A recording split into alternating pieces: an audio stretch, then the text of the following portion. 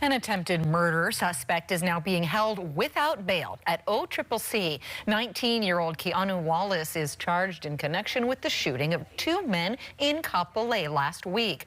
Wallace was indicted for attempted murder, firearms offenses, and possession of a ghost gun on the night of February 15th.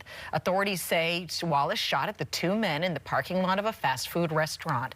The victims had just arrived on Oahu for contract work. It is not clear why the men were targeted, but court documents say one of the victims told police he was wearing a gold rope chain with a diamond-encrusted pendant.